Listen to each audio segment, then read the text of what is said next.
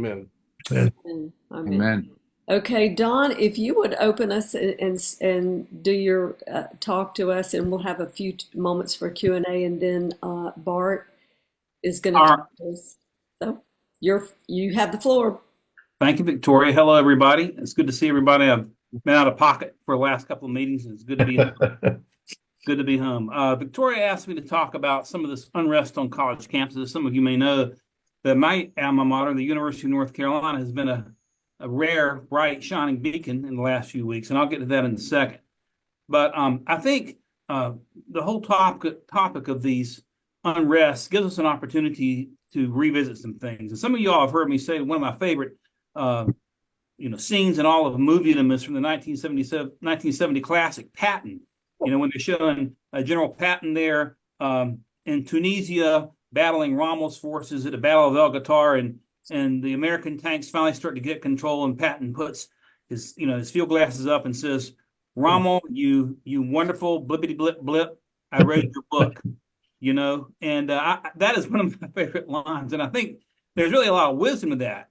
That is, in studying and understanding the enemy's tactics helps us to prepare and to counter and be in a position to defeat those tactics. And I think we've seen a lot of the enemy's tactics erupt just in the last month or so with this whole, organized Palestine stuff on these college campuses. And I just want to start with a couple of historical flashpoints. And I would go back first to Nikita Khrushchev in 1956 when he famously said that we will take America without firing a shot, and that we will destroy you from within. And Khrushchev sent very powerful messages as to how the communists would move. And some of you all know that Rick has recommended this book called The Naked Communist by Cleon Skousen, and that was published 2 years after Khrushchev made those remarks in 58, and it lays out basically 5 goals of a communist or a dictatorial takeover. And the first one, and think about when I go through these, how it might apply to what we've seen at Columbia and Fordham and some of these radical campuses up north. You've got a promotion of social unrest, right? So we've seen that happen quite a bit. Then the plan is infiltration of institutions, meaning business, religious, education, etc. Then the third prong is increase in government power over education, government power over healthcare, whatever it might be. The point of the matter is to increase power. Then the fourth prong is unilateral disarmament, whereas the communists want Western democracies to disarm in favor of multinationalism. Okay, and then finally you have I forgot what the fifth one was. Hang on just a second. Oh yeah, economic destruction. So it's what we're seeing through the destruction of capital markets, overspending, etc. So you've got social injustice, you've got social unrest, you've got infiltration of institutions, you've got increase in government power, you have unilateral disarmament, and you have destruction of capitalist economies. These are the big picture goals going forward, take us from within. And then in 1971, this guy named Saul Alinsky wrote a book that Obama has certainly embraced. And in Alinsky's writings, he argues that the principal element for seizing power is disruption. Okay, the principal element for seizing power is disruption. That disruption can occur in a number of ways. You isolate your opponent, you demonize your opponent, you use ridicule against them, you hit the weakest link. These are all means to an end, but you use destruction within the context of community organization or community organizing. You may remember that Obama himself bragged that he was a community organizer when he came out of nowhere. So you're seeing these types of things kind of pulled together, and that was in 1971 that Rules for Radicals was written. And we all know that our own Lance Wallnau and Bill Johnson in 2013 wrote the Seven Mountain Mandate, Invading Babylon's Seven Mountain Mandate, which the Seven Mountains, anybody can help me remember what they were? Let me see. There was family, there was religion, there was education, government, government, media, arts and entertainment. Arts and entertainment and business. Okay. So in some ways, and I've not talked to Lance about this, but Lance and Bill are arguing that believers need to get into these mountains. Now, I haven't talked to them about whether this was written in response to the communist, game plan, which Cleon Skousen wrote, but in some ways, putting believers into these mountains, combat the second goal of the communist takeover, and that's infiltration of institutions. So we saw that, and we have seen this going on and on and on and on. And in the recent instances across college campuses, which were in response to the very, very brutal attack on Israel by Hamas, we have seen a lot of this come into fruition in a couple of ways. But I want to say, first of all, that what we have seen across the nation has neither been coincidental. It's been absolutely planned and absolutely funded. Politico did a piece just a week or so ago tracing a lot of the funding back to Soros, to Rockefeller, and the Pritzker family. Those three families putting money through GMOs and other institutions supporting this. It is highly organized, as you can tell, because they've got the same tents from one place to the other. And they have got, if you listen to them very carefully, I've watched a lot of video of them, and I watched some video at the University of Virginia when police were moving in finally to stop the terrorist protest, and compared and contrast that to video at the University of North Carolina. As soon as the police come in, if you listen carefully, they start yelling, "These are students, these are students." It's a scripted thing. We've all seen these scripted examples of the liberal newscasters saying the same thing over and over and over again. We have seen that on these campuses. None of this has been coincidental. Now, I can tell you that the same is true for the George Floyd protest. All of this being coordinated, and I think we've done a disservice in the Congress by not investigating the source of this funding, adequately. Nonetheless, it is totally coordinated. Now, I'm going to do a quick comparison and contrast of two universities. These things have exploded all over the place. Primarily in the Northeast, they've exploded everywhere. If you look at the concentration where most of these have happened in the Northeast, New York, Massachusetts, et cetera, et cetera, et cetera. But they've happened across the South. They've happened at UCLA. It's happened all over the country. But I'll start with Columbia. Columbia University has, I would say, been the epicenter of the pro-terror movement amongst these campuses. Columbia's president is a lady named, let me see if I remember her name, is Manoush Shakif. Yes, Manoush Shakif, who, by the way, like our friend Ramesses, is initially born in Egypt, but unlike Ramesses, never became a Christian and continues to embrace her Muslim faith. The president of Columbia University, considered by some to be the third most prestigious university in the United States. This lady is on the board of the Bill and Melinda Gates Foundation. She was in Britain, educated at Oxford before she came to the United States. She was given a position of prestige in the British peerage system as a baroness. She's a member of the House of Lords. She's a member of the Bank of England before she came here to become president of Columbia. A true globalist embracing Islam. So when the protests began to erupt at Columbia, essentially the protests were welcomed.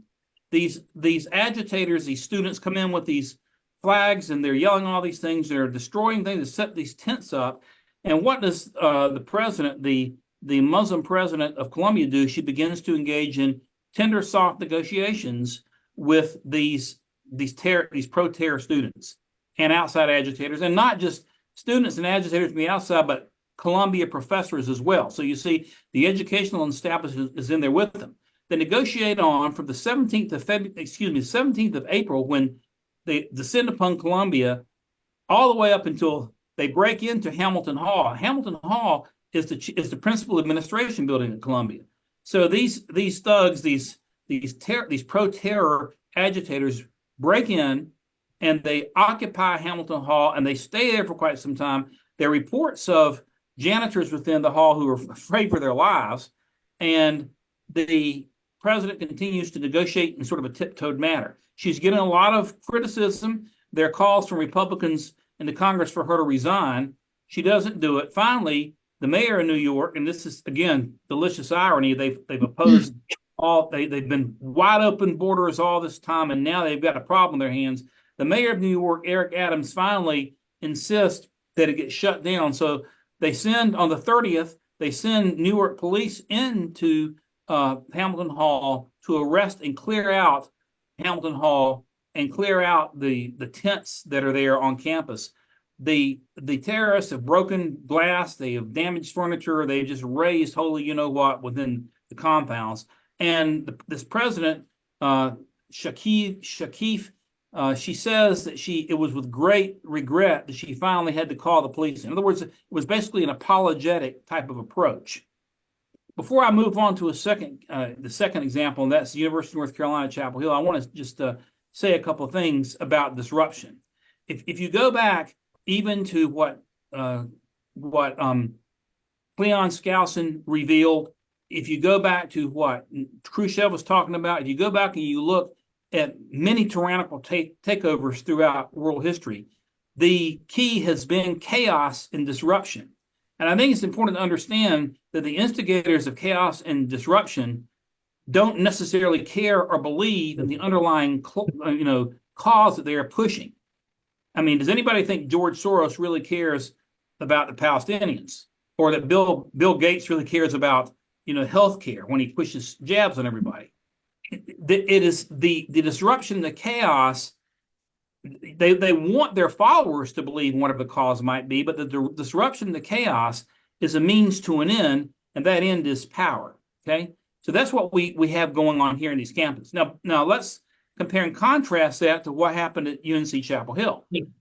UNC Chapel Hill, of course, has been called a public ivy. It's been called the Berkeley of the East. I attended school there and graduated from there. I'm one of the few who came out actually more conservative after having gone there.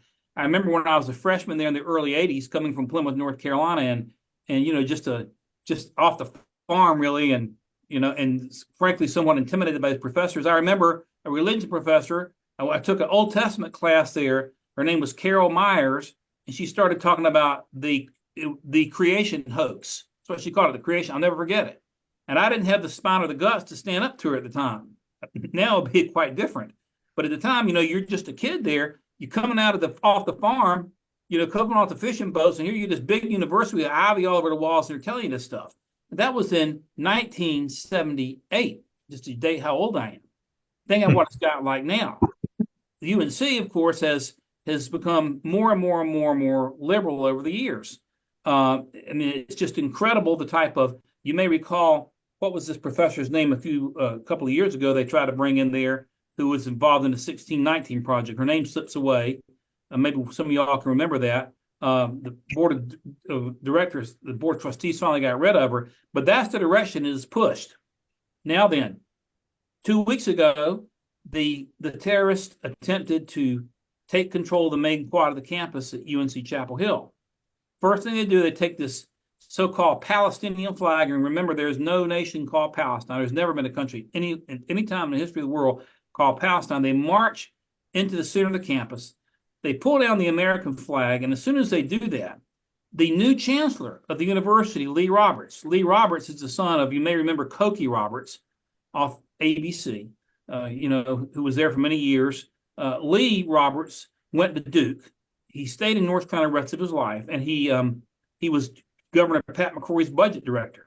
He went on the board for one of Art Pope's companies. Art Pope is a mega conservative donor here in North Carolina, and was put on the board of governors.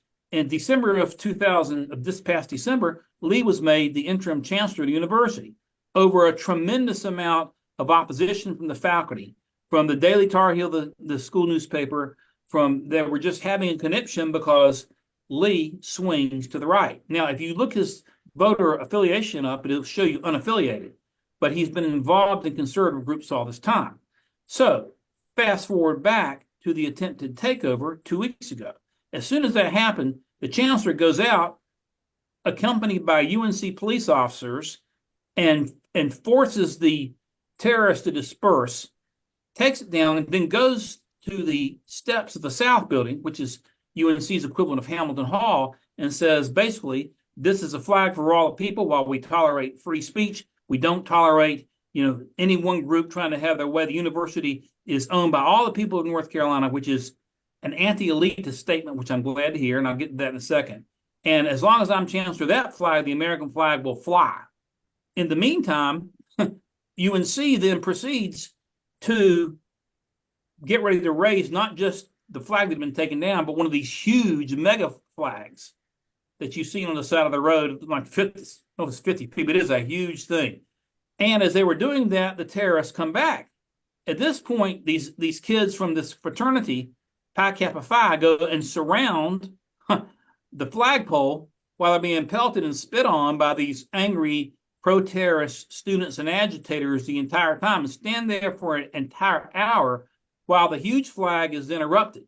Some of you may have seen that went viral. It hit the national news.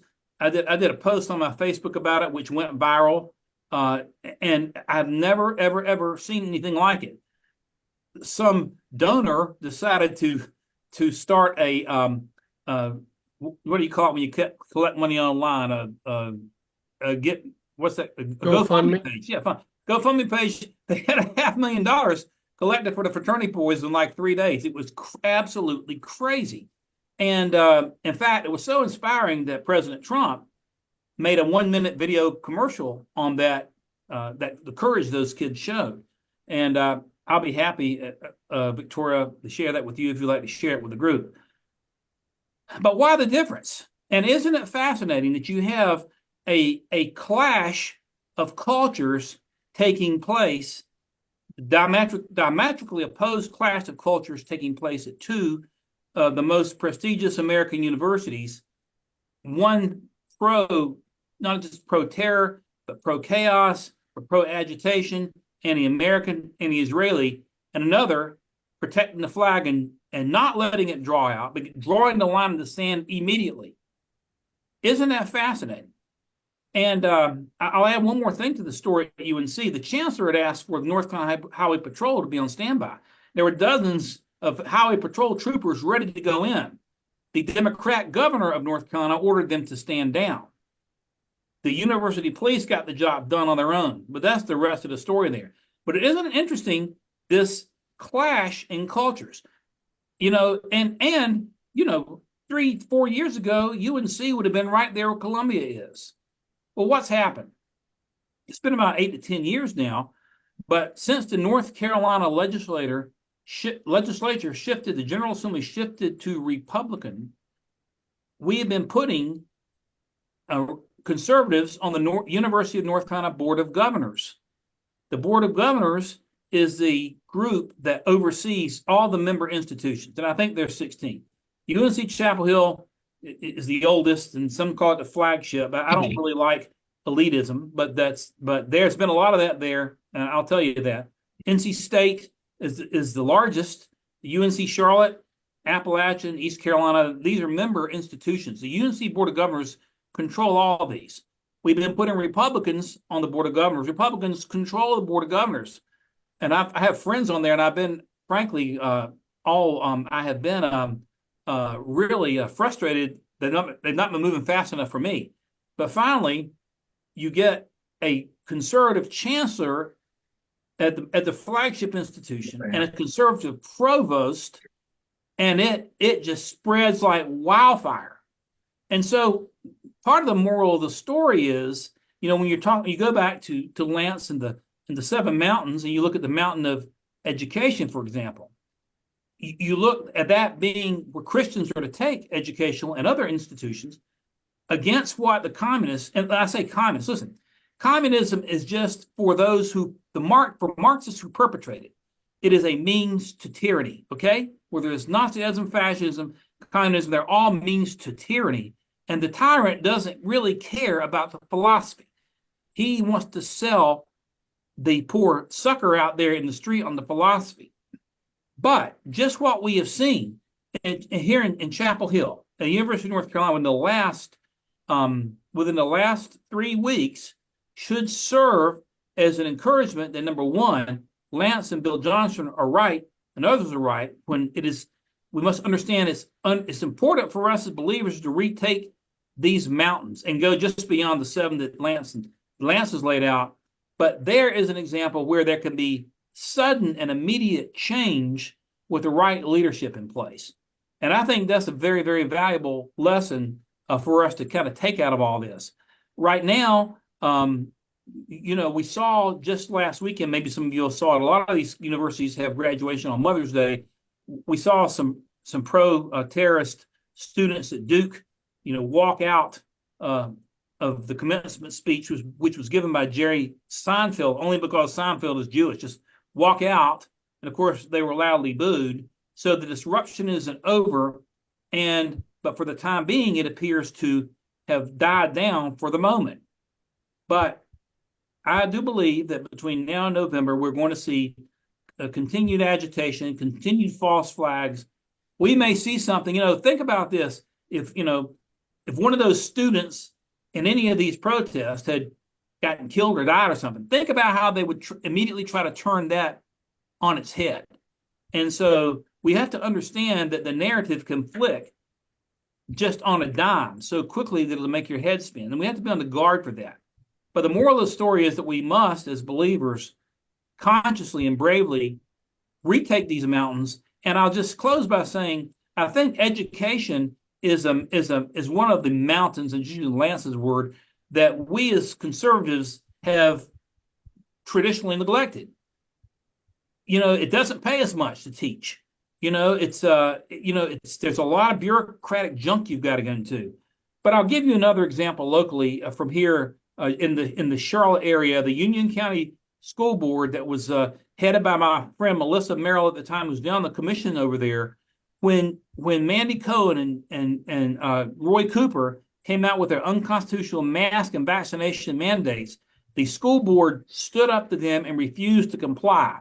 And yep. it got to the point they're like banging heads. But those Christian conservatives on that school board did not back down. And we have got to have Christians at every level in education, from the Board of Education. I know Victoria will appreciate this, all the way down into the teaching ranks and all the way up into the university ranks. We've got to be there. We've got to be salt and light, because this is where this is at the educational mountain, is what they are using as their petri dish, as their laboratory for socialist indoctrination. So we've got to infiltrate that. And I think what we've seen here at UNC, what we saw in Union County just 2 or 3 years ago, is evidence of that. I think we'll cut it there and make way for somebody more intelligent and more articulate. And if anybody wants to chat, we can chat some, Thank you, Don. You bet. I have to tell you a story.